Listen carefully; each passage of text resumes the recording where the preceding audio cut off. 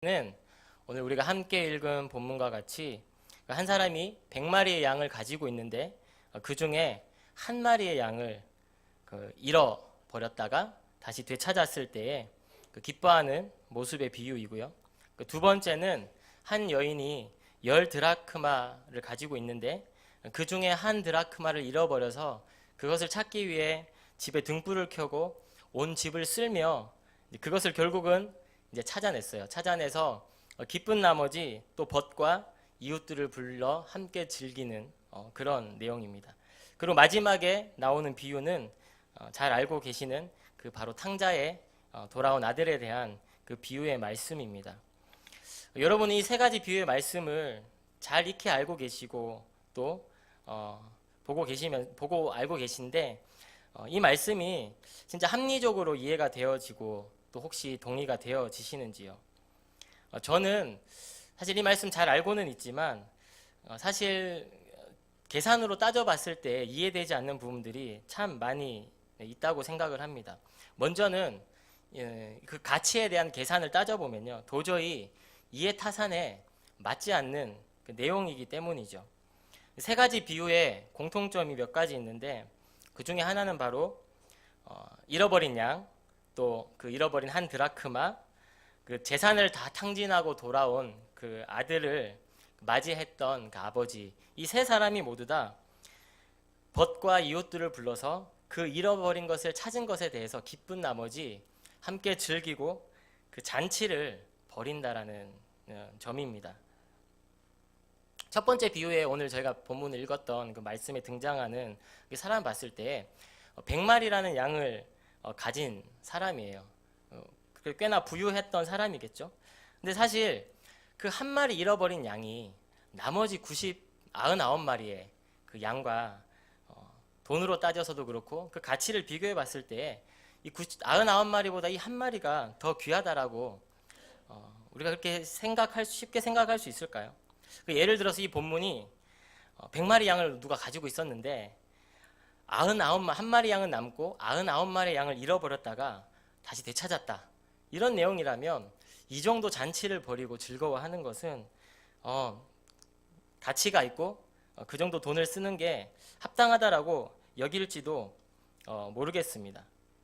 그러니까 물론 잃어버린 그 하나를 찾는 것에 대한 것은 기쁘고 즐거울 수 있어요. 잃어버린 걸 찾은 거니까요. 하지만 그것이 과연 잔치를 벌일 만큼 오히려 그 잃어버린 것보다 잔치 벌이면서 드는 돈이 더 많을 것 같아요.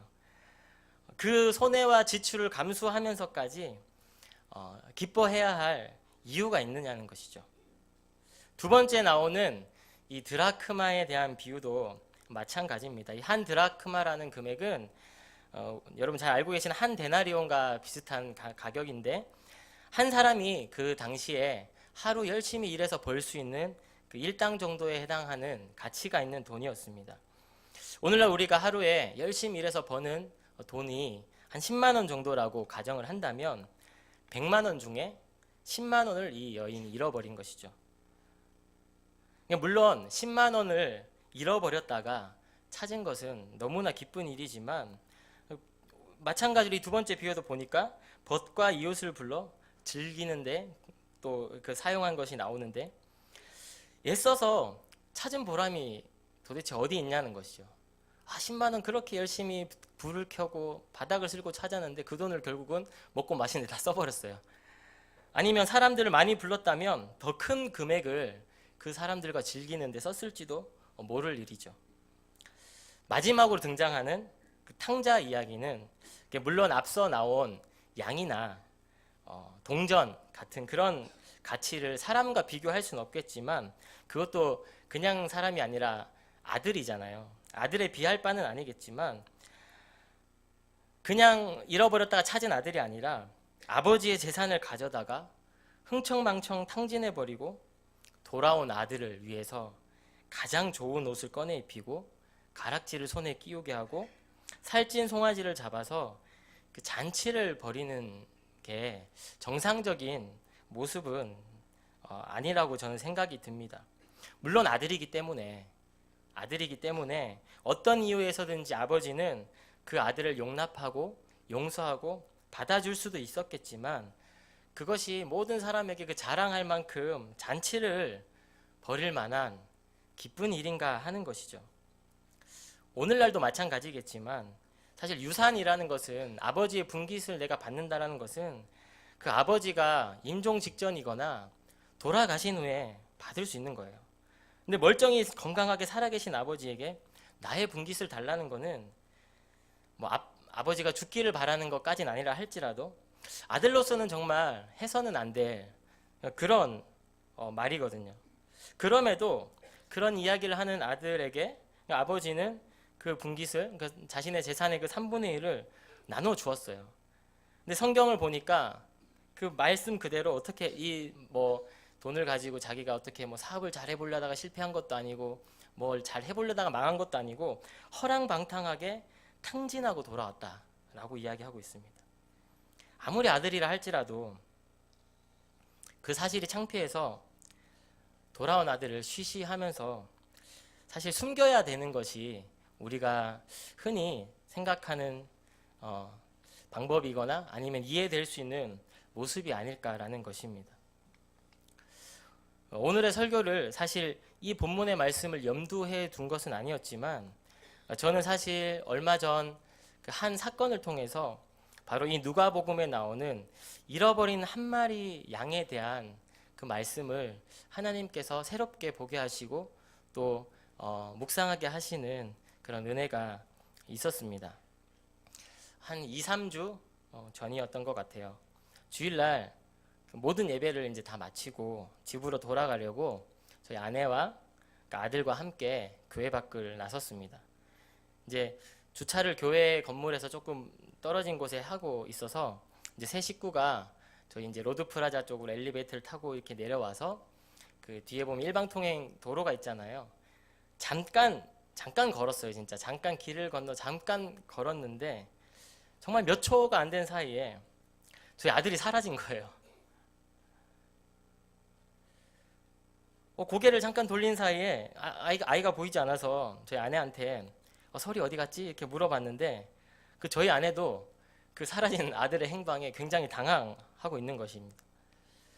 그래서 저희 둘은 막 뛰어다니면서 설아 부르면서 그 아들을 찾기 시작했습니다.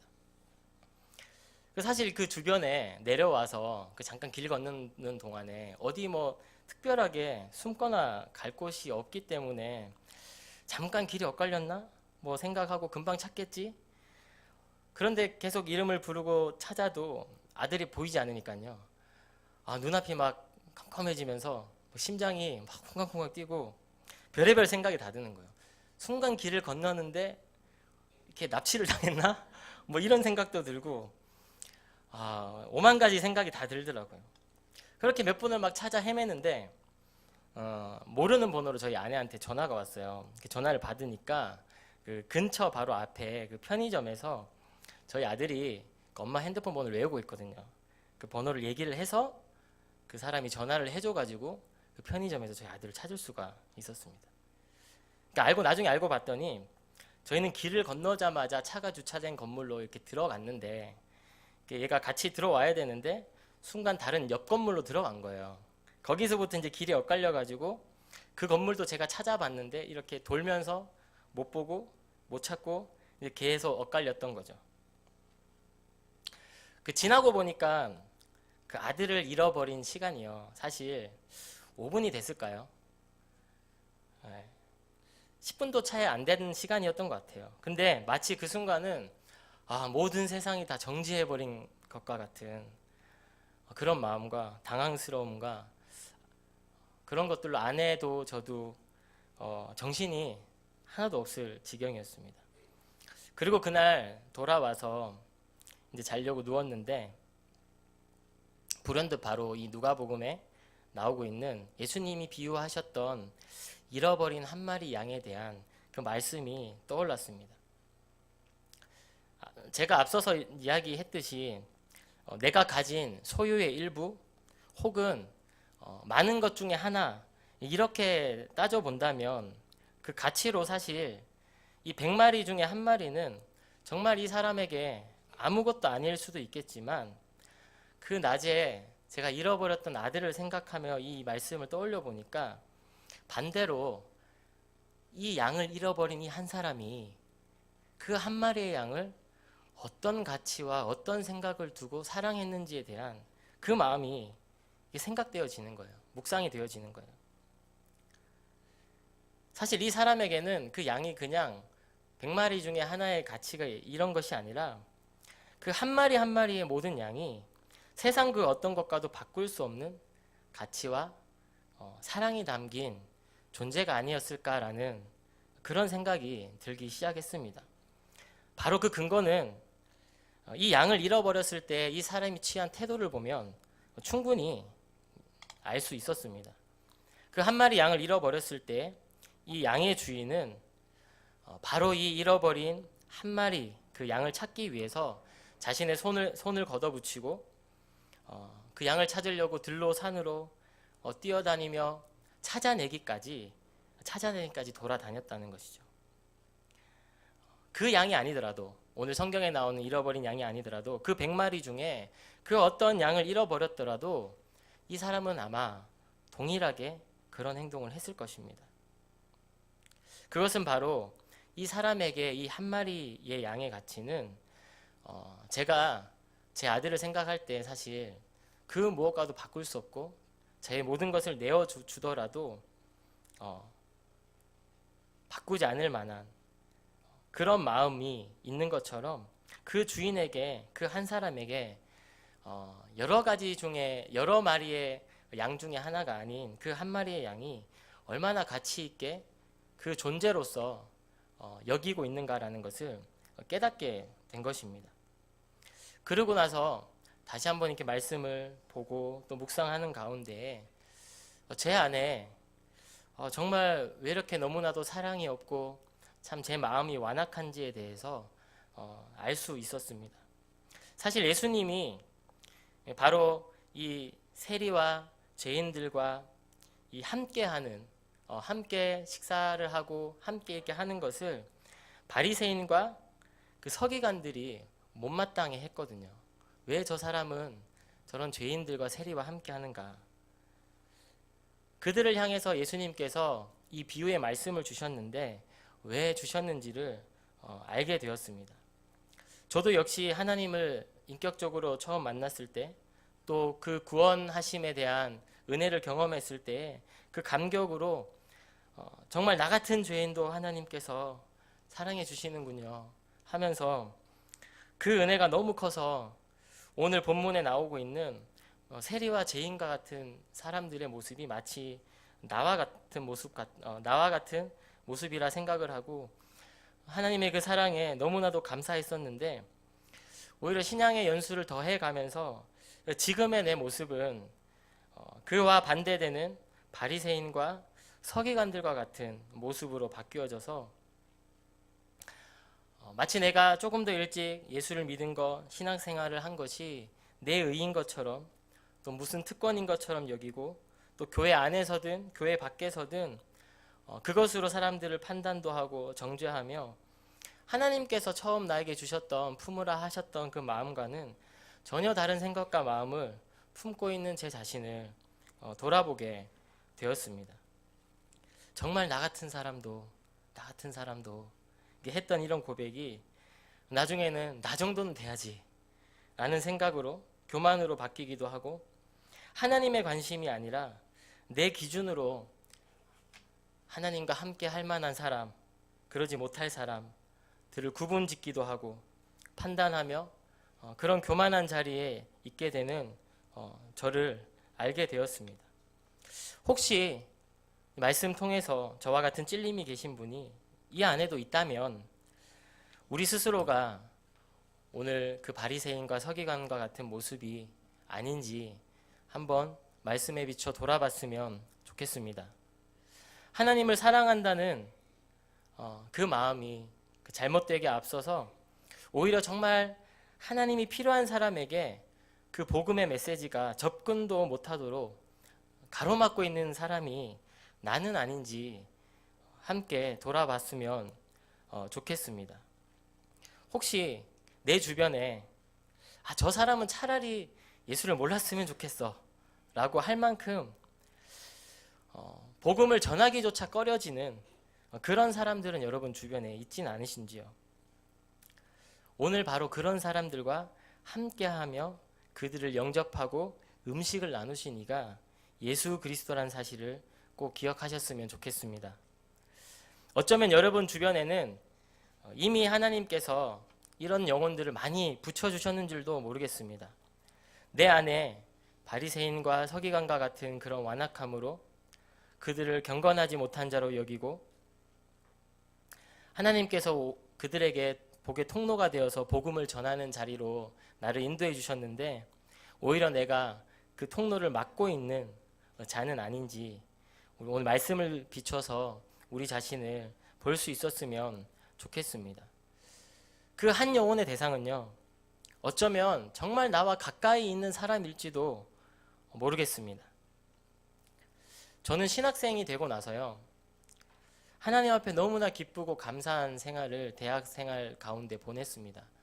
왜냐하면 보통 이렇게 신학과에 오는 친구들 보면 모태신앙이거나 아버지가 목사님이시거나 최소 장로님이시거나 이런 친구들이 참 많았어요. 그러니까 어릴 때부터 서원을 하고 교회 생활을 쭉 해오면서 당연하듯이 이렇게 목회자가 되기 위해 온 친구들이 많았는데 저는 참 어렵고 힘든 학창시절의 방황도 겪으면서 뒤늦게 예수님을 인격적으로 만날 수 있었는데 한 번도 제가 지금도 마찬가지겠지만 이렇게 목회자가 될 것이라는 그런 생각조차도 못 해봤어요. 하나님 앞에 제 자신이 너무나 부끄럽고 부족한 걸 알았기 때문에. 하지만 하나님께서 나에게 원하시는 아주 작은 일이라도 그 뜻이 있으면 내가 그 일을 하면서 살고 싶습니다라는 마음의 소원을 주셨는데 그것으로 고3 때 결단을 하고 내가 너무 부족하니까 말씀을 열심히 한번 배워보고 싶다라는 생각으로 그 신학교에 사실은 지원을 해서 들어갈 수 있게 되었습니다. 그래서 제 입장에서는요, 그 말씀을 배우고 또 읽고 하는 가운데 뭐 학점이며 뭐 이런 것들이 하나도 중요하지 않았어요. 그냥 너무 그 자체가 좋았어요. 캠퍼스 안에서 여기 대학생 친구들이 있는지 모르겠지만 그 막 술과 뭐 이런 게 아니라 진짜 저희 학교 지금도 그러겠지만 가면은 군데군데 캠퍼스 중간중간마다 앉아서 찬양하고 기도하고 동아리끼리 모여서 예배하고 그러니까 이런 모습을 그냥 누릴 수 있는 것만으로도 너무나 행복하고 기뻤던 것이죠. 그런데 그런 생활 가운데에서도 제 안에 한편으로 이렇게 밀어뒀던 굉장히 무거운 구석에 짐이 하나 있었습니다. 그건 바로 제가 저희 부모님에게 복음을 전하지 못하는 것이었습니다. 예수를 뜨겁게 만나고 이렇게 믿게 된 다음에도요, 오히려 믿지 않는 불특정 다수의 사람에게는 전도도 하고 노방 찬양도 하고 하면서 정작 날마다 보면서 나랑 가장 가까운 곳에 있는 이 부모님에게, 이 두 분에게 복음을 전하는 게 너무나 어렵더라고요. 입술이 안 떨어지더라고요. 실제로 기도도 매일같이 했습니다. 가족의 구원을 위해 매일같이 그렇게 기도하면서도 아버지 어머니에게 예수 그리스도에 대해서 이 복음에 대해서 말하는 게 너무나 쉽지 않았어요. 그러면서 고작 한다는 얘기가 뭐였냐면 그래도 아들이 신학생인데 교회는 나가야지 뭐 이 정도. 그렇게 한 해 두 해 막 미루고 보니까요, 이제는 그거조차도 무덤덤해져서 기도조차 안 하는 저를 보게 되었습니다. 그러던 중에 한 몇 해 전에 저희 어머니가 암으로 큰 수술을 한번 하시게 되고 또 얼마 있지 않은 후에 아버지께서 그 심근경색이 오셔가지고 크게 한번 쓰러지시면서 정말 이렇게 순간 이렇게 머리에 뭐 이렇게 망치로 한 대 뚝 맞은 것처럼 제 안에 너무나 큰 충격이 있었어요. 그리고 이것을 정말 미루거나 내가 이렇게 해서 될 일이 아니구나라는 생각을 뼈저리게 한번 한 적이 있었습니다. 사실 제가 아닌 다른 사람을 통해서 우리 부모님이 복음을 들을 수도 있고요, 예수님을 만날 수도 있겠지만 바로 그 하나님께서 잃어버린 그 한 마리의 양을 찾아 구원해야 할 그 사명을 다른 누구가 아닌 저에게 주셨다는 사실을 하나님께서 말씀을 통해 깨닫고 알게 하셨습니다. 저뿐만이 아니라 아마 우리 각자 모두에게 하나님께서 보게 하시는 그 한 영혼이 저는 분명히 있으리라 믿습니다. 내 생각과 내 힘으로 그 복음을 전할 마음과 용기가 생기지 않는 것은 어쩌면 너무나 당연한 것일지도 모르겠습니다. 하지만 그럼에도 불구하고 나에게, 여러분에게 하나님께서 보여주시고 자꾸만 보여주시고 붙여주시는 그 잃어버린 양과 같은 한 영혼이 있다면 내가 아닌 하나님께서 그 영혼을 어떻게 바라보시고 얼마나 애타게 찾으시며 구하길 원하시는지 그 마음이 내 안에 품어지게 해달라고 기도하셨으면 좋겠습니다. 바로 이 한 마리의 양을 귀히 보시고 사랑하시는 그 목자의 마음을 이해할 때 우리 역시 복음이 필요한 자들의 친구가 예수님처럼 친구가 되어질 수 있을 줄 믿습니다. 한 영혼 한 생명이 천하보다 귀하다라고 말씀하신 하나님의 그 마음이 우리에게도 그것이 은혜로 이해가 되어지고 전해진다면 우리의 벗과 이웃을 불러 그 잔치를 벌일 만큼 기쁜 일이라는 사실이 결코 이것이 손해보는 일이 아니라는 것이 분명히 알게 되어질 것입니다. 그 이상의 가치와 기쁨이 있음을 알고 나로 인해서 그 영혼이 구원받지 않았다 할지라도 이 우리 공동체와 교회 안에서 한 영혼이 돌아오는 일에 함께 우리가 기뻐하고 잔치를 누릴 수 있는 은혜 또한 있었으면 좋겠습니다. 말씀을 정리하겠습니다. 오늘 누가복음 15장의 이 세 가지 비유의 말씀은 합리적으로 우리가 손해를 따져서 사실 이해할 수 있고 이해되어질 수 있는 말씀은 결코 아닙니다. 그 모든 것을 넘어서서 하나님이 바로 그 한 영혼에 대한 가치를 어떻게 여기고 계시고 얼마나 귀히 보고 계시는지 그것을 우리가 은혜로 알 수 있을 때 하나님 아버지의 그 마음을 헤아릴 수 있는 것이죠. 그리고 예수님이 그렇게 하셨듯이 세리와 죄인과 같은 이들의 친구가 되고 그들에게 복음을 전하기를 원하시는 그 하나님의 마음과 뜻이 우리 각자에게도 있다라는 사실을 기억하셨으면 좋겠습니다.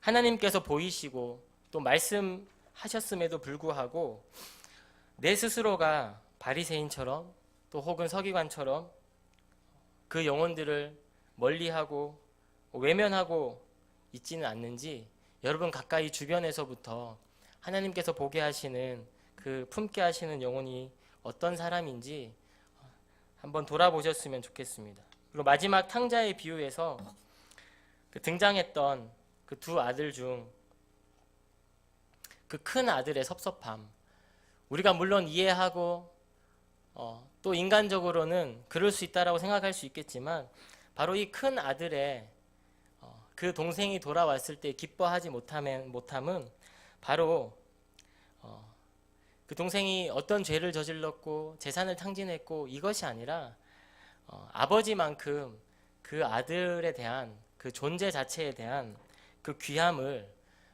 이 큰 아들은 몰랐기 때문입니다. 우리 안에 끊임없이 바로 이 영혼에 대한 사랑과 마음이 품어졌으면 좋겠고 또 이 교회 공동체 안에서 우리 역시 한 영혼이 돌아와 그 기쁨과 복음의 은혜를 누리며 교회 안에서 잘 정착해 갈 때에 이 큰 아들과 같은 시기와 질투, 섭섭함이 아니라 먼저 된 자든 나중된 자든 함께 그 기쁨의 잔치를 누리고 영혼들을 품을 수 있는 그런 귀한 공동체가 되길 간절히 소망합니다. 오늘 주신 말씀을 기억하면서 우리 주님 나를 택하사 함께 찬양하고 하나님 앞에 기도했으면 좋겠습니다.